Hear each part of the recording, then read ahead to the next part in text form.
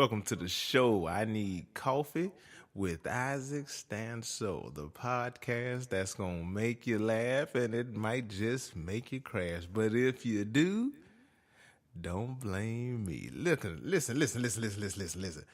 I am Isaac Stanso, first off. Thank you for listening to the podcast. Today, I want to talk about Deadbeat Cars. Not deadbeat. I know some of the women got, he talking about deadbeat dad. No, we ain't talking about deadbeat dads. We ain't talking about deadbeat. We talking about deadbeat cars. These are the cars that has left you stranded. The cars that your kids might not want to be seen in. Deadbeat cars. I went to pick my daughter up from school one day. Now, I drive an old truck.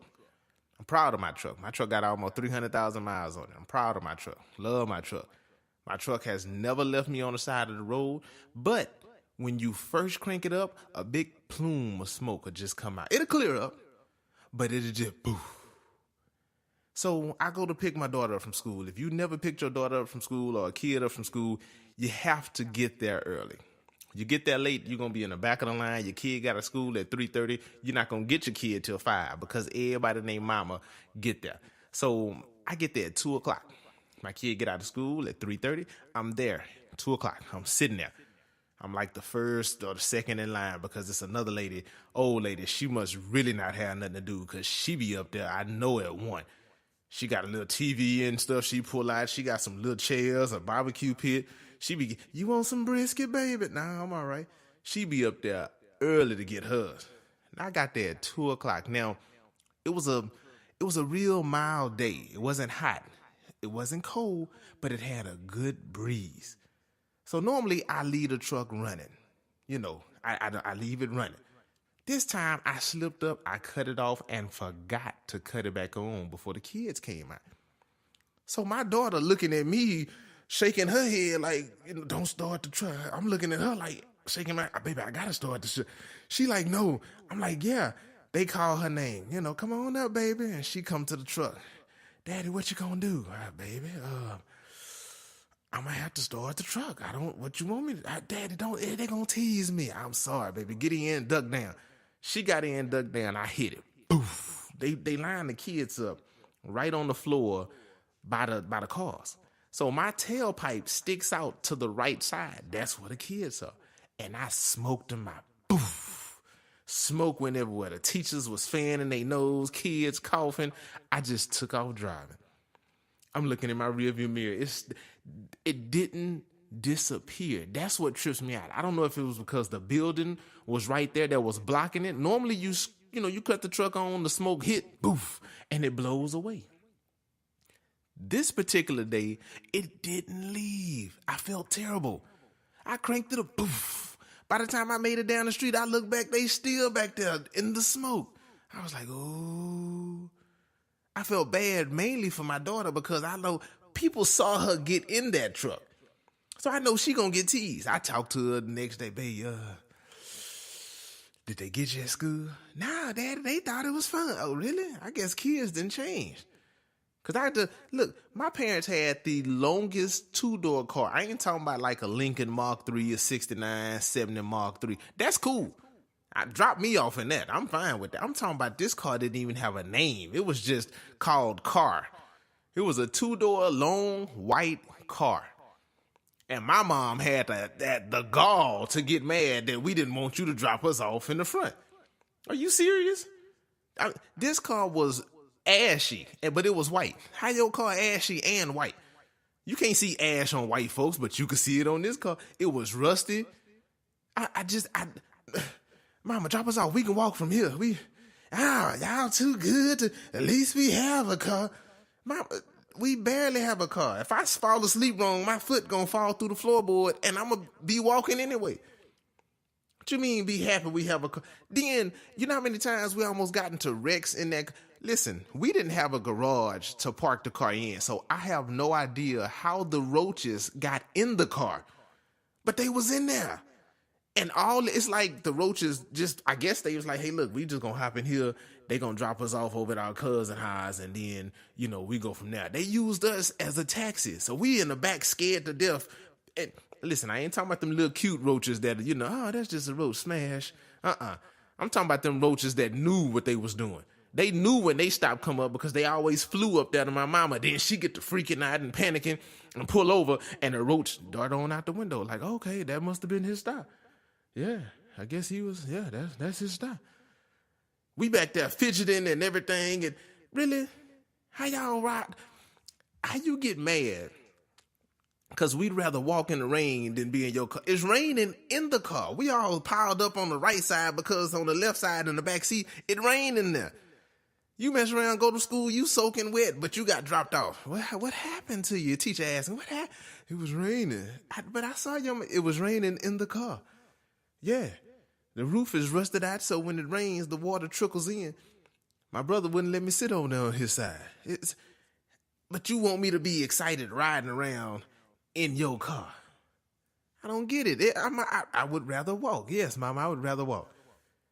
How you riding around in this long two-door boat and expect somebody to be proud of it? We had a cardboard window. Anybody ever have a cardboard window?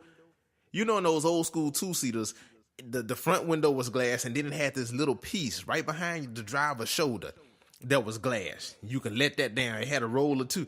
It was cardboard. I couldn't even see my friend. It was good, but it was only on one side. We always got dropped off on the right side. The cardboard was on the left, so everybody could see in and see the cardboard that we had to deal with. It was cardboard. Funny thing is, we ain't never have to worry about nobody stealing that car. I used to pray, oh, Lord, please, just let somebody take it. Let somebody be desperate for this car, please. Every time we came outside in the morning, that car was right there. But I tell you what, that car ain't never leave us on the side of the road. AC didn't work. It rained inside. The floor was rotted out. Like literally, if you had to spit, just spit right in the hole. And it's going to hit the street and it's gone. You know how many toys I lost because of that hole? And all we get to, don't go in the hole. Y'all going to die. We know. Yeah, we know.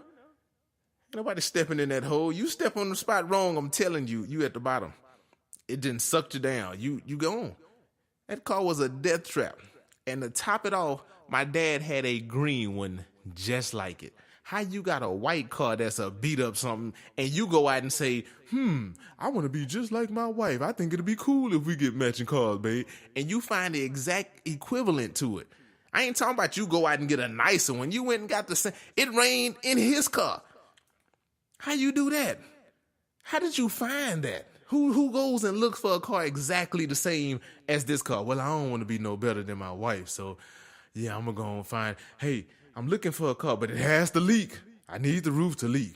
It leaks? Okay, how much is it? Yeah, okay, I'll tell you. Who, really? Killing point was they had all matching hubcaps. That was the only nice thing about the car, the hubcaps. How you had that? You had hubcaps for it. That's it. I'm talking about some beat down cars, man. Beat down, deadbeat cars. If you've never experienced that, you've missed out on life. If you've never cranked a car, listen, that's the only time most people talk to God is when they sitting in traffic and it's hot and they car start hesitating. Oh, Lord, Heavenly Father, I pray to you right now, if you let me make it home, Lord, I will never watch porn again. I promise. That's the only time God can get some, hey, God, how you doing? Let you be sitting in the spot and your car get to go. Oh, man. God gonna hear you then. Oh, Heavenly Father, gracious God, Alpha, Omega, beginning and end to the T. Ooh. Let that car start giving you head. Oh, man. Let you see some steam rise out that hood, because it ain't nothing nice about being on the side of the road and everybody passing, especially now, because people pass by and put y'all on the news and they be recording you as they pass you trying to hide, but you don't want to stay inside because it's hot, so you sitting outside, got your hood popped, you over there acting like you on the phone, shielding your face. People passing by honking at you, so you look and they got their camera out. Boy, people so cruel. Ain't nobody try to stop to see, hey, you need some help. None of that. None of that. People just, boy, I don't know what to tell you. But that's how, you know what, should I play some music? Nah, I ain't gonna play no music. I want to get back on these deadbeat cars because it don't make sense. And we keep going out and buying them because we poor. We can't afford something new. We just can't. I'd rather get something old and beat up because it fits me. I don't have to worry about it. Somebody go and steal it. Oh, well, hey, all right. Good luck. Matter of fact, that happened to me before. Somebody stole my car. It was parked at my school. I was in there and I was, doing my little stuff that I had to do and everything. And when I outside, my car was gone. Somebody done stole my car. Man, I can't believe. Now, this was before cell phones was big. This back like 98, 99. If you had a cell phone and then you was probably white with some money.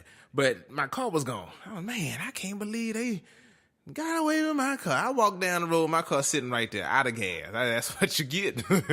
That's what you get. That's one thing I'm going to do. I'm going to keep just a sliver of fumes in my car. If you steal my car, you better drive straight to a gas station. I can tell you that much right now. Because I'm only putting I'm going to get me enough gas that's going to take me where I need to go and then back to the gas station to take me back where I need to go.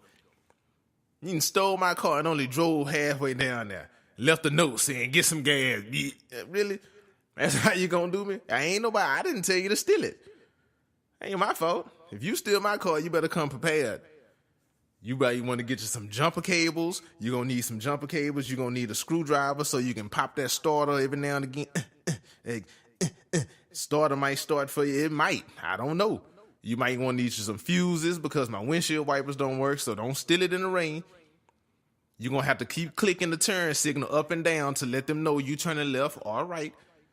You might want to get some transmission fluid, go on, pop the hood, put that off inside the power steering so that way you can at least turn. If you steal my deadbeat car, good luck to you because it's a death trap. I'm going to tell you that, especially if you ain't prepared.